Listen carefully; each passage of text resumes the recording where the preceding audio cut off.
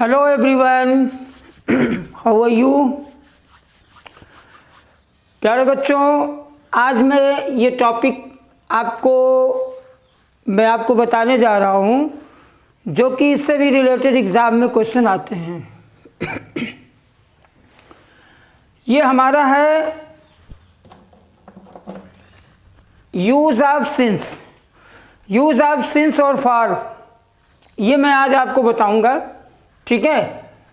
तो use of since में आपकी भी क्वेश्चन आया था एग्ज़ाम में, और बच्चे कहीं ना कहीं अक्सर ये गलत कर देते हैं। तो इसको जानने के लिए इससे रिलेटेड क्वेश्चन बनते हैं एग्ज़ाम में। तो today I am going to teach you use of since और फॉर। ये हर कॉम्पिटिटिव एग्ज़ाम के लिए बेहद ज़रूरी है। जैसे मैं आपको बताऊंगा, सिंस का यूज़ वहाँ होता है जब पॉइंट ऑफ टाइम बताना होता है। पॉइंट ऑफ टाइम यूँ कह लीजिए कि डेफिनिट टाइम बताने के लिए हम सिंस का यूज़ करते हैं, और इनडेफिनिट टाइम के लिए मतलब पीरियड ऑफ टाइम बताने के लिए हम फॉर का यूज़ करते हैं, ठीक है।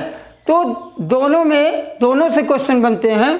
तो थोड़ा सा वेरिएशन है, जहाँ चीज़ें अनिश्चित हों, इनडेफिनिट हों, जो पीरियड ऑफ टाइम बताए वहाँ पे फॉर यूज़ करना, और जहाँ पॉइंट ऑफ टाइम बताए वहाँ पे हम लोग को सिंस का यूज़ करना है। तो सबसे पहले चिल्ड्रन मैं लेता हूँ सिंस, राइट।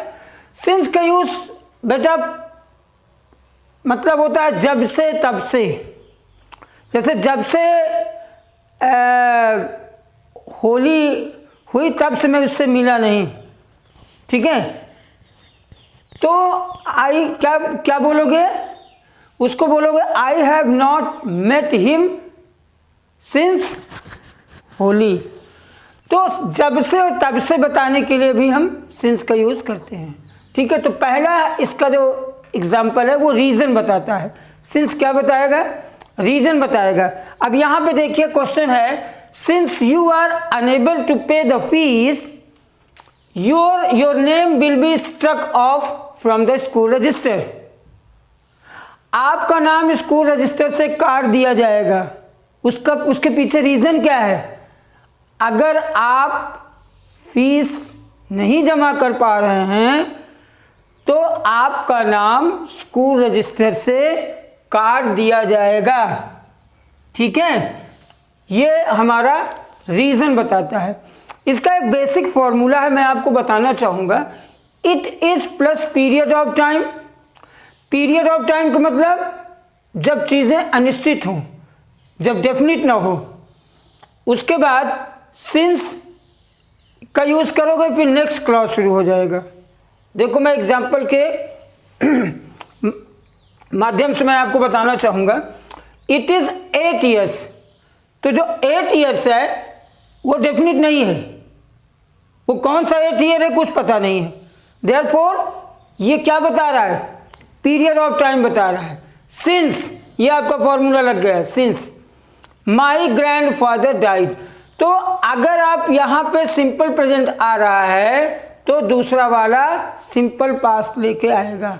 मतलब इसमें सिंपल पास्ट का आना कंपल्सरी है, मैंडेटरी है। तो दो ही तरह के इसमें कंस्ट्रक्शन बनता है, एक सिंपल प्रेजेंट का और एक प्रेजेंट परफेक्ट का, और दूसरा वाला जो रहेगा वो पास्ट परफेक्ट, वो सिंपल पास्ट में रहेगा, ठीक है। अब मैं इस एग्जांपल में देखिए लिखा है, it is 8 years since my grandfather died, right. 8 years क्या है, पीरियड ऑफ टाइम है, डेफिनिट नहीं है। सिंस माई ग्रैंडफादर डाइड, ये सिंपल पास्ट में, ये कंस्ट्रक्शन, ये सेंटेंस सही है, राइट। इसका मतलब ये हुआ 8 साल हो गए हमारे ग्रैंडफादर को ख़त्म हुए, एक्सपायर हुए। मेरे ग्रैंडफादर को 8 साल हो गए हैं एक्सपायर हुए, ठीक है। अगर आप इसको ऐसे लिखोगे, it is 8 year since my grandfather had died, तो यह सेंटेंस गलत होगा, राइट। अगर आप लिखोगे it is 8 year since my grandfather had died, तो यह गलत हो जाएगा। क्यों, क्योंकि इसमें आपको सिंपल पास्ट लाना है, और है यहाँ पे क्या, पास्ट परफेक्ट टेंस, और यहाँ पे क्या है, ये प्रेजेंट टेंस में होगा, और ये पीरियड ऑफ टाइम बता रहा है, ठीक है, एक एग्जांपल और लेते हैं, देखिए, my brother has not return to me since he went to Mumbai.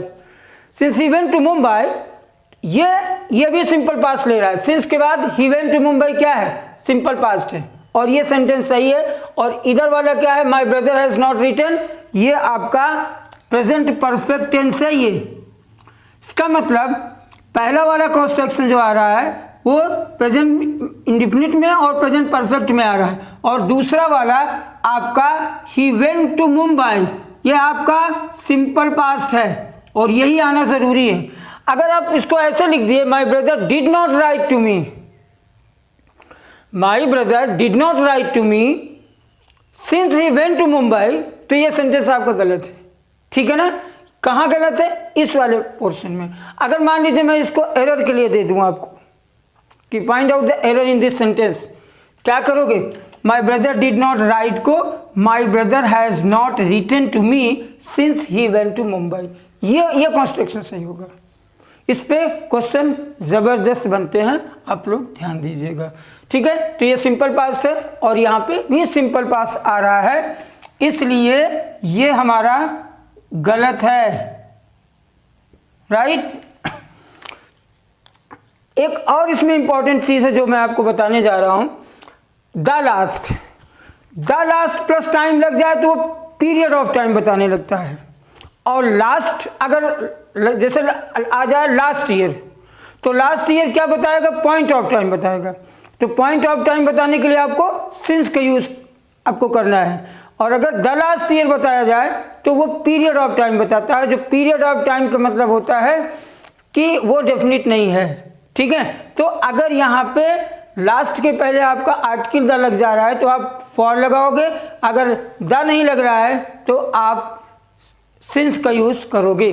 ठीक है, इस पे क्वेश्चन आपकी आरएमसी में आया था, हर एग्जाम में आते हैं। ठीक है, अब the last plus time expressing word B use for, इसके लिए हमको फॉर का यूज करना है, राइट। क्यों, क्योंकि द लास्ट जो है वो पीरियड ऑफ टाइम बताता है, पॉइंट ऑफ टाइम नहीं बताता। It is period of time rather than point of time. Since last week का मतलब पॉइंट ऑफ टाइम, राइट। तो पॉइंट ऑफ टाइम मतलब एकदम एक्यूरेट, अबाउट 7 days ago। ध्यान देना, आप एगो का यूज सिंस के साथ करेंगे, फॉर के साथ एगो का यूज नहीं होगा, राइट। फॉर 3 years ago ये गलत, right. For the last week means the period of 7 days just completed, ये एक्शन अभी अभी कंप्लीट हुआ है, राइट। अगला सिंस का यूज है नेम ऑफ द डेज। किसी भी नाम के पहले आप सिंस का यूज करोगे, जैसे एग्जाम्पल के लिए since Monday, since Tuesday, etcetera etcetera. इसी तरह name of months, since January, since February, since March, since April, since May, since June, since July, since August, etcetera etcetera. Name of the years, right, since 1980, since 2020। Name of the parts of the day, मतलब दिन के parts के पहले भी since का use करेंगे, जैसे since morning use करोगे, since morning, since evening, since dawn, since dusk, dusk माने गोधूल संध्या, और डॉन माने एकदम तड़के भोर में। ठीक है, सिंस मॉर्निंग, सिंस आफ्टरनून, यहाँ पे भी आप सिंस का यूज करोगे। अगला है टाइम के साथ, टाइम के साथ जैसे since 5 o'clock, since 6 o'clock, since 7 o'clock, since 8 o'clock, since 9 o'clock।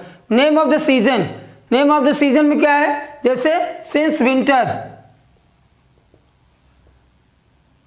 Since spring, since autumn, since rainy. Name of festival, कोई भी फेस्टिवल के नाम के भी पहले आप सिंस का ही यूज़ करोगे क्योंकि सब पॉइंट ऑफ टाइम बताते हैं। और यहाँ पे हो जाएगा since Holi, since Holi, since Diwali, since Dussehra, since Karva Chauth, since Nagpanchami, since Baisakhi, since जितने भी फेस्टिवल्स हैं उनके पहले सिंस लगाएंगे। नेम ऑफ इवेंट, जो इवेंट होते हैं जैसे सिंस मैरिज, वो कब से बिगड़ गया, जब से उसकी शादी हुई, since marriage. Since departure, since arrival, right. Stage of one's life, since childhood, since youth, यहां सब जगह लगा देंगे आप सिंस। सिंस